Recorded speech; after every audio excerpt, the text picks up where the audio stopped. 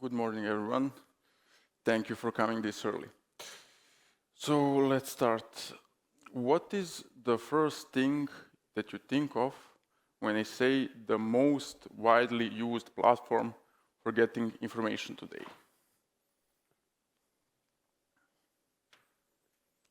You probably think of maybe Google, Bing, or some search engine, or some LLM, new AI product like for search, ChatGPT search, Perplexity.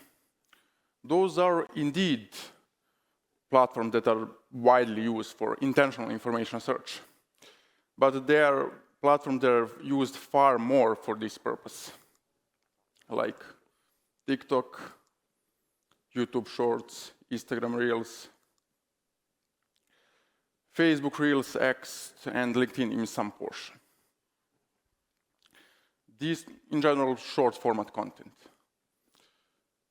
This type of content is so easy and so quick to consume, so it becomes so addictive.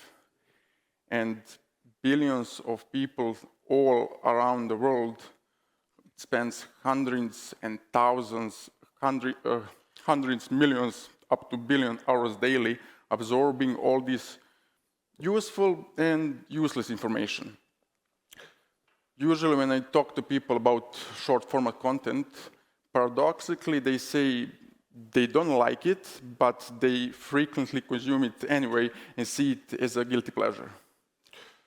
For sure, this platform brings us sometimes a lot of value, a lot of productivity and educational content with these videos that embrace self-development, daily productivity, healthy nutrition, cooking tips, workout tips, travel tips, the things that you can actually learn something from.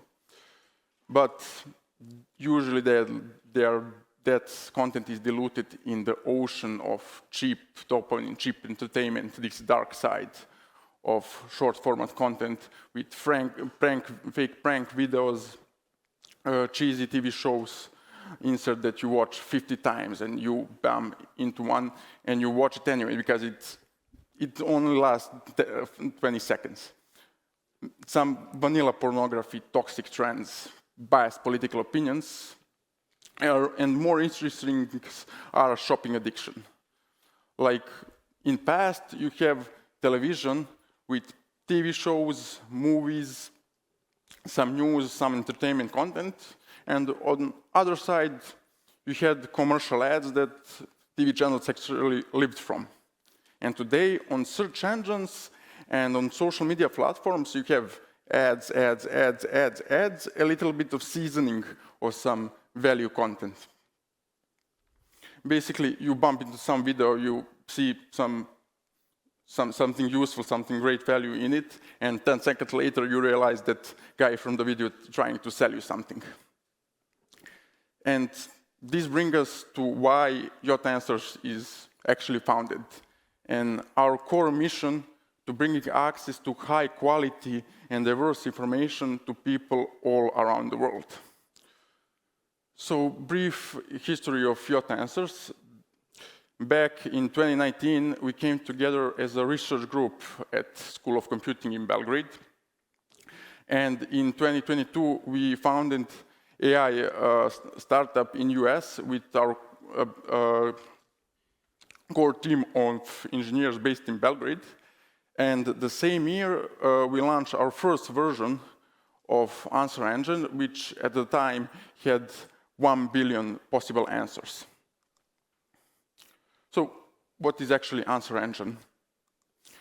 In short, as counterpart to the traditional search engine, it gives direct answer to the question along with source links as references to the websites where these answers come from. Instead of like search engine favoring some popular websites, and if they're relevant for the query, these answers will be extracted from these favorite websites. Technology of Answer Engine is centered around source frontier of answers, which I'll explain in more detail later. and current scale of Iota answers system is near 30 billion answers, which is order of magnitude of number of Google's direct results. When you post a query on Google, I mean on this short snippet of the direct answers. Also, we integrated our fine-tuned large language model for summarizing concise answers from these answers from source frontier. And you can see one example of this smart generated answer. And source frontier is basically information retrieval system of these 30 billion answers with sources from all over internet. Fundamentally, is based on nearest neighbor vector search, and call from the pre-processing pipeline through all processes in runtime and all to ranking answers. All technology is built from scratch, and it's our proprietary technology. We didn't use any external APIs for it.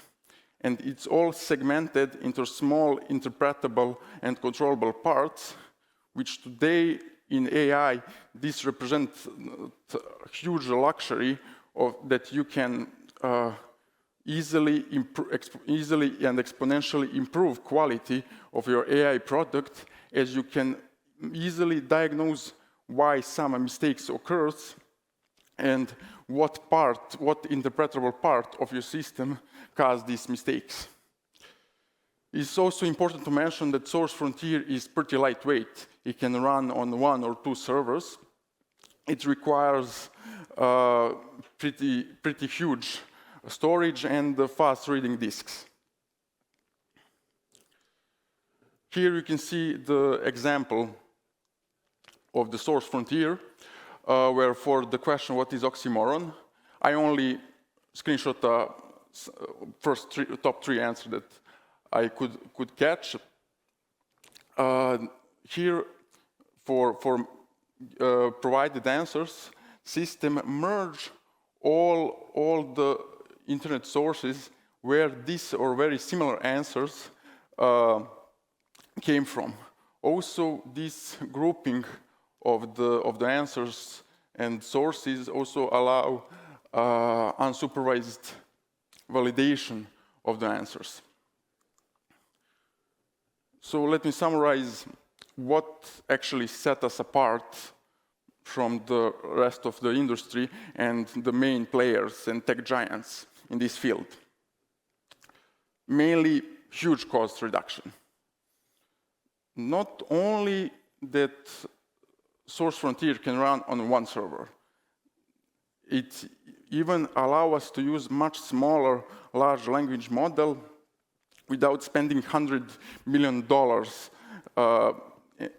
and achieving great results and generating great answers. Because this frontier, these real internet sources, it allowed to generate focused answers without diluting in the long text and going off topic in that generated answer. Also, because of this Source Frontier and this real text from real internet sources, it has minimized hallucinations. Only mistakes that can happen in the smart answer, generated answers, can be caused maybe from some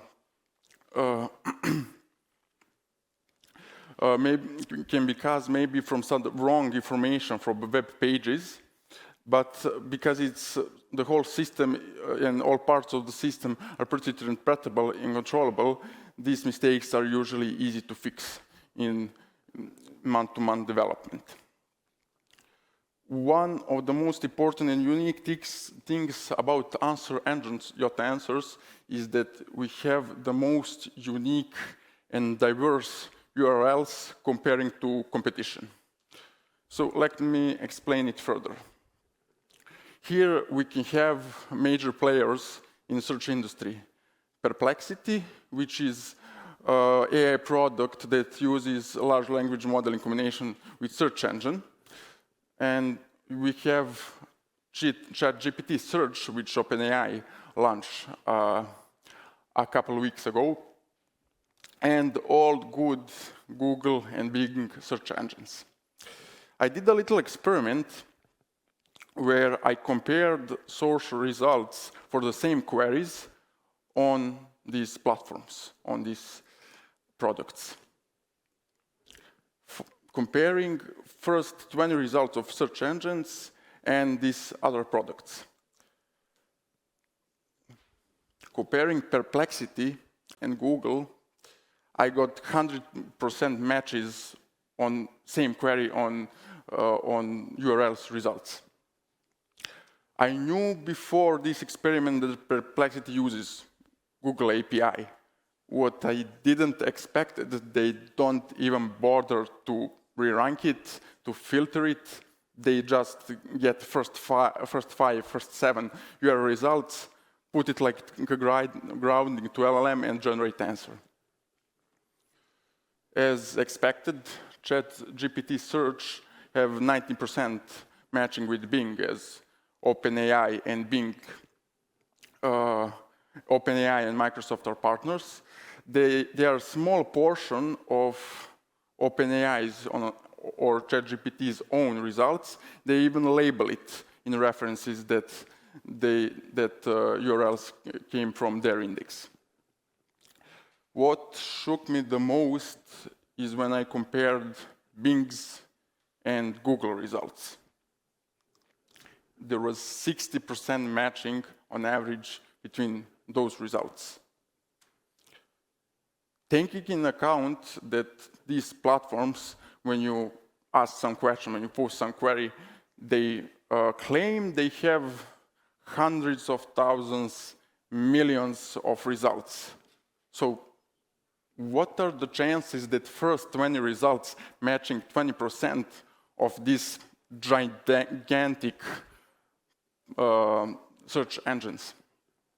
The truth is that they just copy each other technology for years and favorite similar websites. And when I compared our answer engine, Yota Answers, with Google and Bing, there was 10% matching with Google and only 20% matching of URLs with Bing. Which means that 90% on average, 90% URLs that occurs on Google and 80% that occurs on 90% that occurs on Yota Answers you can find these URLs on Bing, or they're buried on the 5th, 6th, or 7th page of results. Same for Bing on 80%. I humbled a little bit these results in sake of, I normalized it in sake of more objective representation in comparison to this other comparison. But I got some extreme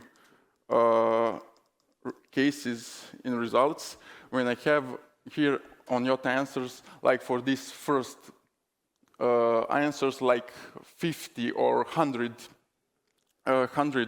URLs. For true answer, there was matching of 100 URLs, and in those cases, usually I got only 1 or 2 matching results with Bing or Google, which means in that case is 99% of what occurs on Yota Answers. Actually, you can't that easily find it at Google or Bing. And this is the main difference between search engine and answer engine. To explain more clearly, let's imagine I'm a search engine, and all of you here are websites. These websites in the first row, they are the most popular website. SEO optimized, they make ads budgeting, and like Wikipedia, Britannica, Medium. Okay, when user asks me some question, firstly, what I will provide him to relevant popular websites. This from first and second row. And in case of answer engine, okay, now let's imagine I'm answer engine, all of you are websites. What I will do, I will use all the answers from all websites that are relevant. Doesn't matter if they are in the first row or they're in the last row. That answer, if it's similar answer, and if it's relevant, will be top ranked. And in that case, all websites from the first row and this one from the last rows will be listed as reference for that answer.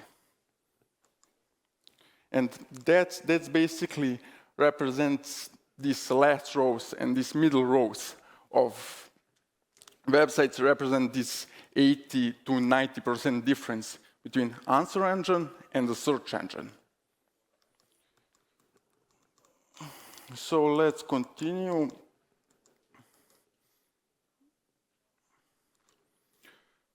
Okay, this brings us back to start of the talk about short format content.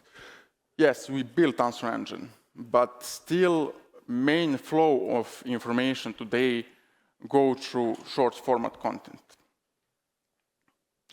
And we think of what we make polymerization, some kind of polymerization between answer engine and short form content.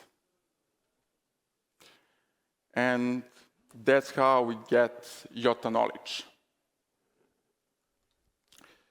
It represents some healthier and smarter way of spending time on short format content and learning from what we called these golden nuggets of knowledge. We call it nuggets because it leverages generative AI that mines these nuggets of knowledge from the answer engine, and it's able to self-explore knowledge from these web pages that are contained in answer engine. Here's a small diagram and simplified how it works. Basically, generative model asks a question to the search engine. It goes to the validation process. If it passes, answer engine return answers to the generative model. Generative model generates these nuggets of knowledge. This is one example of nugget of knowledge. And here is the main part. Additionally, he generates follow-up question based on the websites of these answers and goes deeper into the topic. And this goes into loop. This generated follow-up question is asked to answer engine answers, generates another nugget, and generates a follow-up questions based on content from these URLs. This is a sketch of navigation through YOTA knowledge product. If you go horizontally more on the right, if you swipe left, you go on the right, you go deeper and deeper on the current topic. And if you go down, swipe up and go down, you can jump to the other topic. I also prepared a little demonstration in form of video. And also, I almost forgot to mention that we gave a voice to the YOTA knowledge. So let's see demonstration. Tornado forms when a funnel cloud touches the ground. It is a strong... Can you please increase the volume? A tornado forms when a funnel cloud touches the ground. It is a strong, rotating column of air that is formed from a thunderstorm that makes contact with the ground. The process begins when cold air from the sky meets the warm air on land, creating a spiraling vortex. This funnel cloud, which is characterized by strong and violent rotation, extends entirely to the surface. Once the funnel cloud makes contact with the ground, it can intensify and accelerate, forming a tornado. Tornadoes are typically formed by severe thunderstorms and usually occur in the spring and summer. It is important to note that tornadoes are mainly formed on land, while a similar formation over water is known as a waterspout. A funnel cloud is a funnel-shaped cloud that does not reach the ground. It is a cone-shaped cloud The relationship between Salieri and Jump to Mozart next was topic. characterized by healthy competition and respect for each other's talents. While there has been speculation about their relationship, most historians agree that it was marked by friendly rivalry and mutual admiration. In reality, Salieri and Mozart had a great deal of respect for each other and even attended each other's operas. Additionally, Salieri... And this is not a demo. We launched it last Friday, and you can check it out on yotaknowledge.com. Also, you can check out our answer engine on yotanswers.com. If you're interested, you can find there a free API for research purposes. That would be it. My name is Miodrag Vladic. Thank you for your attention.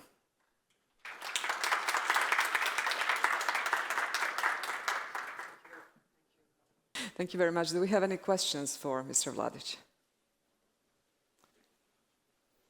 Thank you. So yeah, this is kind of internal for us to share a question. So have you considered, this is all very fascinating, adding visual eye candy to Yota knowledge in terms of adding images, and in particular generative AI-created images?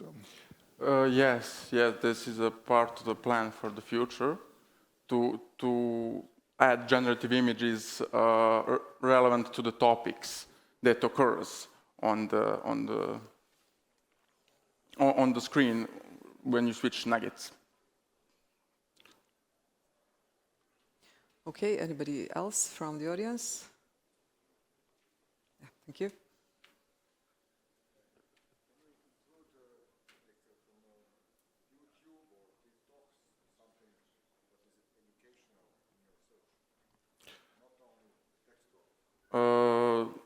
Basically, it is from all over the internet content.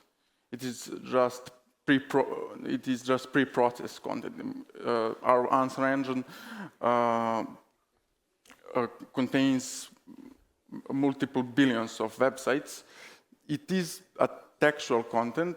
The idea for now is only to focus on this textual content combined with some generated images, but no video content, because it's not purely generated. It comes from real facts, real text, human-generated text. It's just summarized in that way.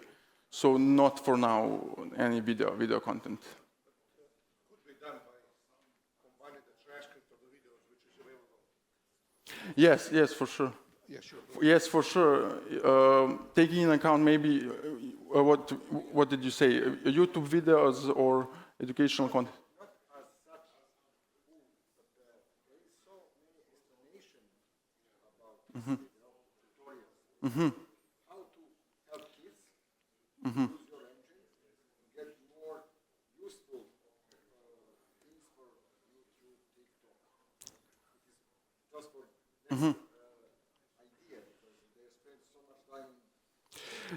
This represents healthier way to spend time on something, on some short form content, actually. But in form of what you mentioned, short YouTube videos and some educational content, that kind of content can be integrated through transcripts and through text on this kind of product. Thank you. Any more questions? Now, before we finish, let me ask you just from a journalistic point of view, not from an expert point of view, how much reach actually do you expect? How much? Reach. Reach? Yeah. Because as you said, people like short and maybe low quality. I don't see a limit. I don't see a limit. That's our mission, to bring high quality information to people all around the world. So if it will be reach of billions people to use Yota knowledge, I would be really glad. Thank you very much. Hope it's going to happen. Miodrag Vladic, thank you. This is for you from the organizers. Thank you. Please.